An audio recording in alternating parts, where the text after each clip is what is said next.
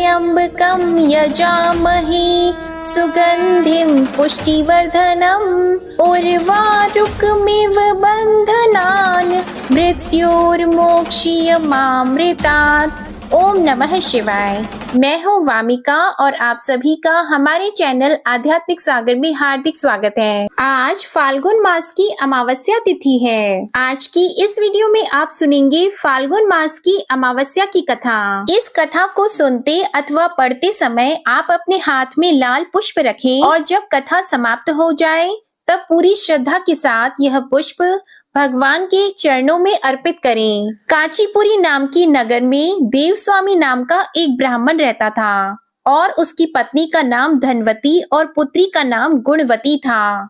उसके 7 पुत्र थे। देवस्वामी ने अपने 7 पुत्रों का विवाह कर दिया। इसके पश्चात अपनी पुत्री के विवाह के लिए योग्य वर की तलाश हेतु उसने अपने बड़े लड़के को बाहर दूसरे देश भेज दिया। इधर देवस्वामी ने भी अपनी पुत्री गुणवती की कुंडली एक ज्योतिषी को दिखाई। ज्योतिषी ने गुणवती की कुंडली देखकर कहा कि ब्राह्मण देवता, आपकी पुत्री की कुंडली में तो दुर्भाग्य लिखा है। आपकी पुत्री की कुंडली में विवाह का योग ही नहीं है।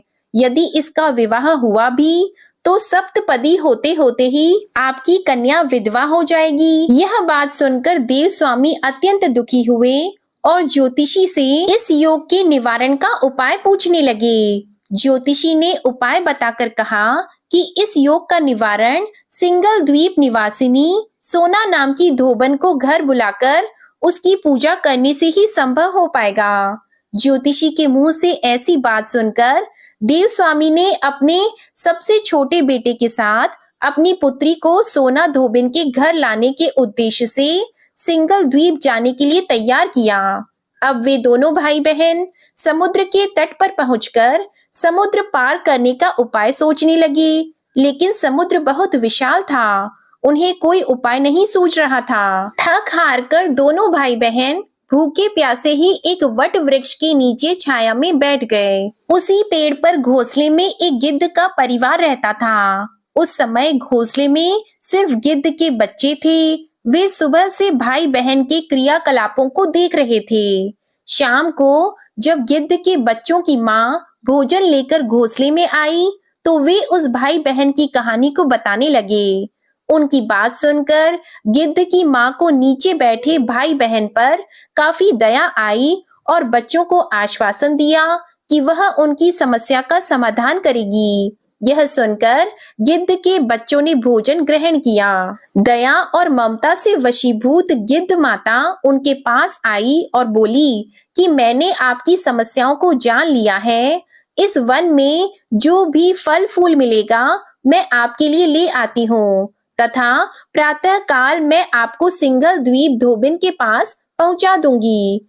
अगले दिन सुबह होते ही गिद्ध माता ने दोनों भाई बहनों को समुद्र पार कराकर सिंगल द्वीप सोना के पास पहुंचा दिया। गुणवती प्रतिदिन सुबह सूर्योदय से पहले सोना का घर लीप दिया करती थी। एक दिन सोना ने अपनी बहुओं से पूछा कि प्रतिदिन सुबह हमारा घर कौन लीपता है, तो बहुओं ने तारीफ बटोरने के लिए कहा कि हमारे अलावा और कौन ऐसा करेगा। लेकिन सोना को उनकी बातों पर यकीन नहीं हुआ और वह यह जानने के लिए पूरी रात जागती रही। तभी उसने सुबह गुणवती को घर साफ करते हुए देख लिया और उससे उसकी परेशानी पूछी। तो गुणवती ने अपनी परेशानी बताई, जिसे सुनकर सोना चिंतित हो गई और उसके घर जाकर पूजा पाठ करने के लिए तैयार हो गई। घर से निकलने से पहले उसने अपनी बहू से कहा कि यदि मेरी अनुपस्थिति में किसी की भी मृत्यु हो जाए तो उसके शरीर को नष्ट मत कर देना। क्षण भर बाद ही दोनों अतिथियों के साथ सोना धोबन कांचीपुरम पहुंच गई। दूसरे दिन गुणवती का विवाह संपन्न हुआ और सप्तपदी होते होते उसके पति की मृत्यु हो गई, जैसा कि गुणवती के भाग्य में लिखा था। तब सोना धोबन ने अपने संचित पुण्य का फल गुणवती को दान देकर उसके पति को जीवित कर दिया और उन्हें आशीर्वाद देकर वह सिंगल द्वीप के लिए रवाना हो गई। संचित पुण्य के क्षीण होने से सोना के घर उसके पुत्र, दामाद और पति की मृत्यु हो गई। यह जानकर नया पुण्य संचित करने के उद्देश्य से सोना धोबन रास्ते में एक जगह रुक गई। नदी के किनारे पर स्थित एक पीपल के वृक्ष की छाया में भगवान श्री हरि का और भगवान शिव का पूजन उसने किया और पीपल के वृक्ष की 108 परिक्रमाएं की। इतना करते ही सोना धोबन के पुत्र, दामाद और उसके पति पुनर्जीवित हो गए। उसका घर धन धान्य से भर गया।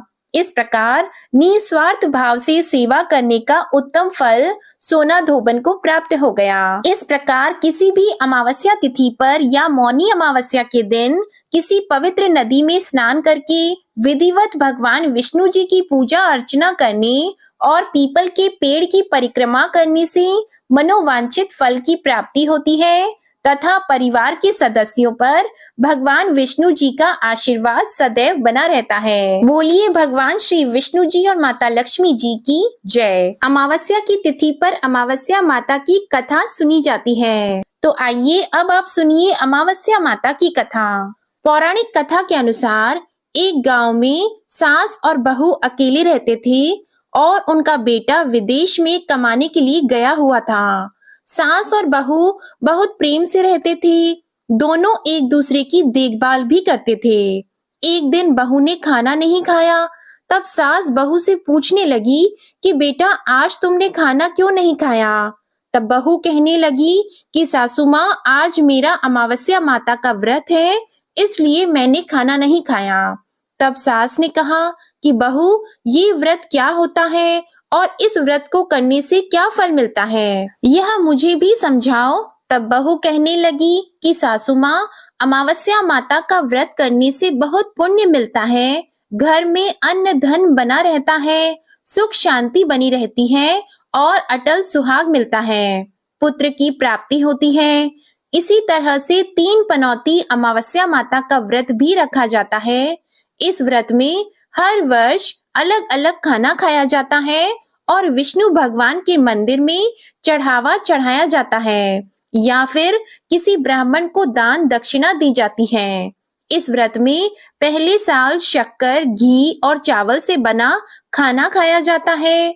पहले साल व्रत पूर्ण होने के बाद 1.25 किलो चावल और 1 कटोरी घी और 1 कटोरी शक्कर का दान किसी ब्राह्मण देवता को दान में दिया जाता है। दूसरे साल जो घी और शक्कर से बना खाना खाया जाता है। इसी तरह जब दूसरे साल का व्रत पूर्ण हो जाए तब 1.25 किलो जौ, 1 कटोरी घी और 1 कटोरी शक्कर किसी मंदिर में चढ़ाया जाता है या किसी ब्राह्मण को दान में दिया जाता है। तीसरे साल गुड़, तेल और घी से बने व्यंजन खाने चाहिए। जब तीसरे साल व्रत पूर्ण हो जाए तब 0.5 किलो तिल, गुड़ और 1 कटोरी घी किसी मंदिर में चढ़ाया जाता है या ब्राह्मण को दान में दिया जाता है। इससे ही सासू माँ 3 पनौती अमावस्या का व्रत कहा जाता है। फिर बहू बताने लगी कि माँ जी, इस व्रत का संकल्प लेने के बाद इसे पूरा करना जरूरी होता है। अगर पूरा नहीं कर सकते तब घर परिवार में झगड़ा और घर में अशांति हो जाती है। तब सासू माँ कहने लगी कि बहू, मेरी तो उम्र हो गई है, लेकिन तुम ये व्रत जरूर करना। और तब बहू ये व्रत करना प्रारंभ करती है। एक दिन बहू ने किसी के कहने पर गेहूं से बनी रोटी खा ली और अमावस माता इस बात से नाराज हो गई। अब जो सास और बहू कभी बहू से प्रेम करती थी, अब उन दोनों में झगड़े होने लगे। सभी गांव वाले भी हैरान हो गए कि इनके घर में ये सब क्या हो रहा है। सास अपनी बहू को कहने लगी, जब से तुम हमारे घर में बहू बनकर आई हो तब से हमारे घर की लक्ष्मी चली गई है। तुम हमारे लिए बिल्कुल भी शुभ नहीं हो। तब बहू ने कहा कि माँ जी, आपके घर की लक्ष्मी चली गई है तो मुझे बताओ कि कहाँ मिलेगी, मैं लक्ष्मी को लेकर आऊंगी। तब सासू माँ कहने लगी कि बहू, लक्ष्मी तुम्हें समुद्र के बीच में भगवान विष्णु के पैर दबाते हुए मिलेगी। यह सुनकर बहू ये कहकर चली जाती है कि माँ जी, अब तो मैं लक्ष्मी जी को लेकर ही आऊंगी, नहीं तो मैं इस घर में पैर नहीं रखूंगी। ऐसा कहकर बहू लक्ष्मी की खोज में चली गई। जब बहू लक्ष्मी की खोज के लिए निकली तब उसे बीच रास्ते में गाय मिली। गाय बहू से पूछने लगी कि आप कहाँ जा रहे हैं। तब बहू कहने लगी, गाय माता, मेरी सास कहती है कि मेरे आने से उनके घर में अन्न धन की कमी हो गई है और उनके घर की लक्ष्मी चली गई है, तो मैं लक्ष्मी को लेने जा रही हूँ। तब गाय माता कहने लगी कि बेटी, अगर तुम जा ही रही हो तो भगवान से मेरे बारे में भी पूछ लेना। तब बहू कहने लगी कि ठीक है गाय माता, मैं आपके बारे में भी पूछ लूंगी। तब गाय माता कहने लगी कि जब मेरा बछड़ा होता है तो वो मर जाता है, जिंदा नहीं रहता। तुम लक्ष्मी जी से पूछ लेना कि आखिरकार मेरे साथ ऐसा क्यों हो रहा है, मैंने ऐसे कौन से कर्म किए हैं जिसकी सजा मुझे मिल रही है। तब बहू कहने लगी, गाय माता, मैं आपके बारे में जरूर पूछ लूंगी। ऐसा कहकर बहू आगे बढ़ गई। जब आगे बढ़ी तब रास्ते में उसे घोड़ी मिली जिसके गले में घंटी बंधी हुई थी। घोड़ी ने कहा कि बेटी, तुम मेरे दुख का निवारण लक्ष्मी जी से पूछ लेना। तब बहू कहने लगी कि मैं जरूर पूछ लूंगी। ऐसा कहकर बहू आगे बढ़ गई। आगे जाते ही बहू को एक अंधा और बहरा बुजुर्ग मिला। उसने भी बहू से अपनी समस्या के निवारण के लिए पूछने को कह दिया। तब बहू उसकी समस्या भी भगवान से पूछने को कहकर आगे बढ़ गई। आगे जाते ही बहू को एक बूढ़ी औरत मिली जो कि हाथ और पैर से अपाहिज थी। उसने भी बहू से कहा कि बेटी, जब तुम भगवान से मिलो तो उनसे पूछना कि आखिरकार मैं अपाहिज क्यों हुई, मैंने ऐसे कौन से कर्म किए थे। तब बहू उसकी समस्या पूछने के लिए तैयार हो गई और फिर आगे बढ़ गई। आगे जाते जाते बहू बहुत थक गई और एक आम के पेड़ के नीचे बैठ गई। आम का पेड़ बड़ा खुश होकर बहू से पूछने लगा कि बेटी, तुम कहाँ से आई हो और कहाँ जा रही हो। तब बहू कहने लगी कि वो लक्ष्मी जी को लेने जा रही हूँ। तब पेड़ भी अपनी समस्या भगवान से पूछने के लिए कहने लगा कि मेरे पेड़ पर लगे हुए आम खट्टे ही क्यों होते हैं, इस बारे में बहुरानी भगवान से जरूर पूछ लेना। तब बहू पेड़ की समस्या लेकर आगे बढ़ गई। थोड़ी दूर जाने पर बहू को एक तलाई मिली। वो भी बहू से कहने लगी कि बहू, तुम भगवान से पूछना कि मेरी तलाई का पानी इतना मैला क्यों है, कोई यहाँ आकर पानी नहीं पीता।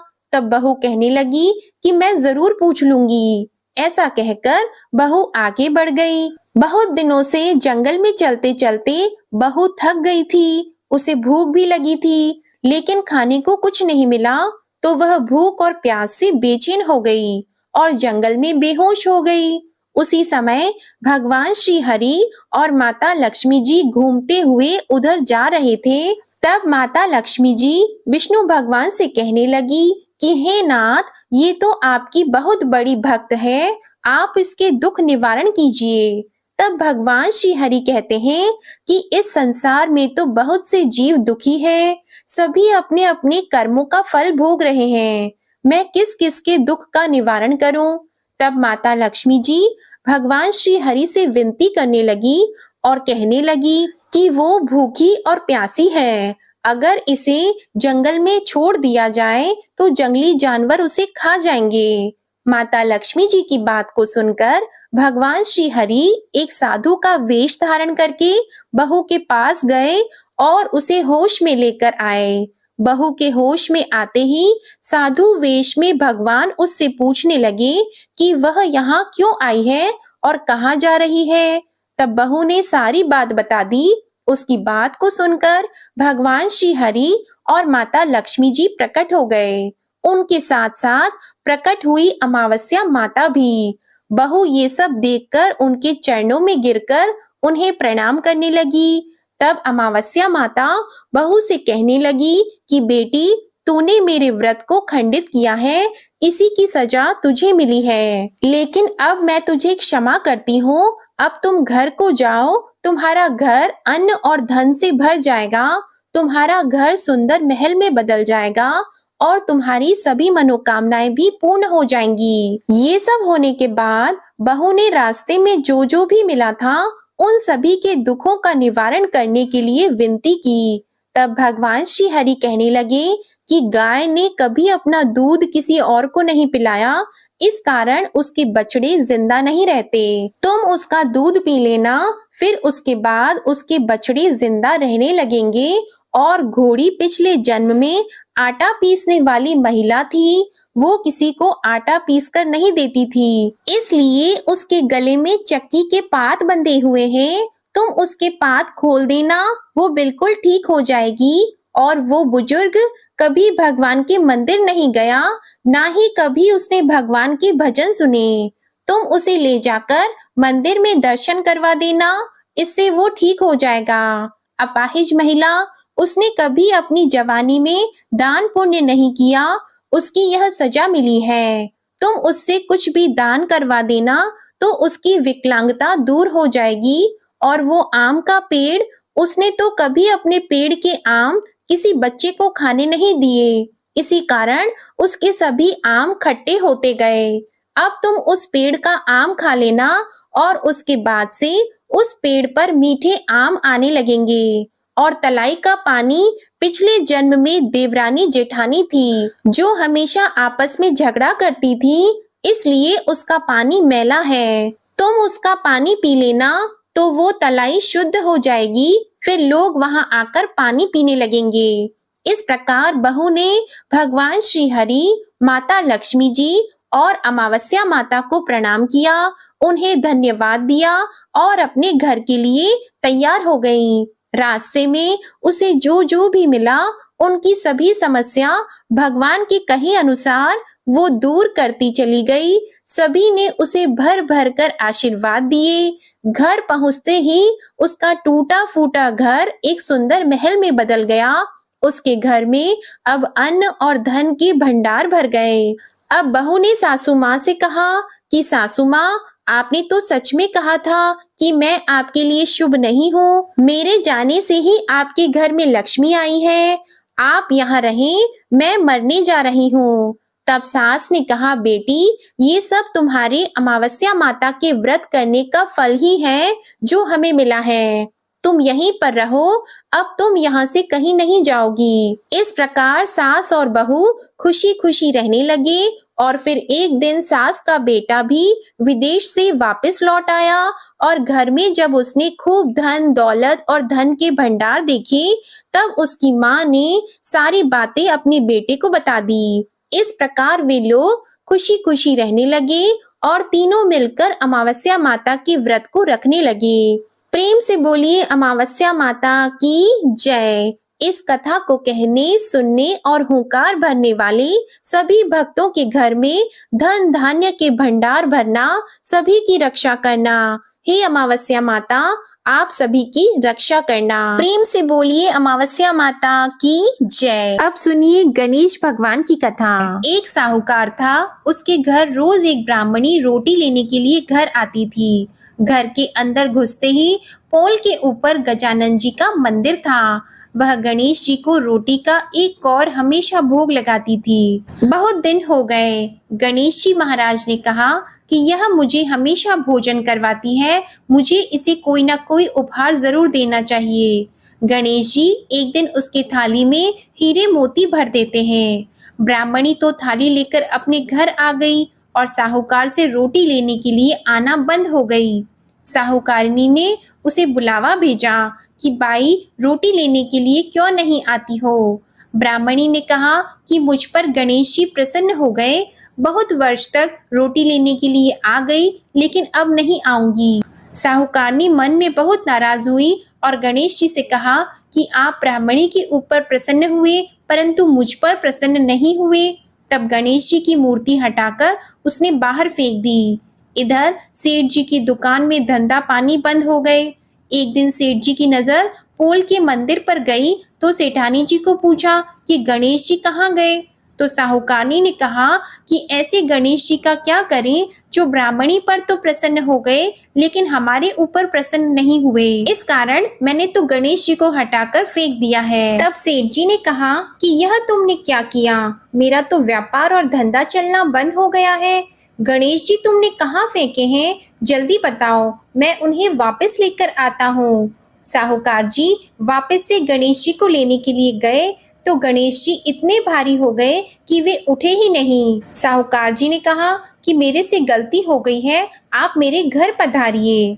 गणेश जी तो और भी भारी होते गए और कहा कि मैं तो नहीं चलूंगा, पहले साहूकारनी को बुलाकर यहाँ लाओ और वह मुझसे माफी मांगेगी तो ही मैं चलूंगा। और गणेश जी ने कहा कि मुझे हमेशा सवा सेर का चूरमा करके भोजन कराओगे तो ही मैं चलूंगा। साहूकार साहूकारनी को लेकर आए और उससे माफी भी मंगवाई और सवा सेर का चूरमा चढ़ाने की हाँ भी भरी। तब साहूकार और साहूकारनी ने गणेश जी को वापस घर लाकर उन्हें पोल में बिठाया। ऐसा करने पर साहूकार का व्यापार फिर से चलने लगा।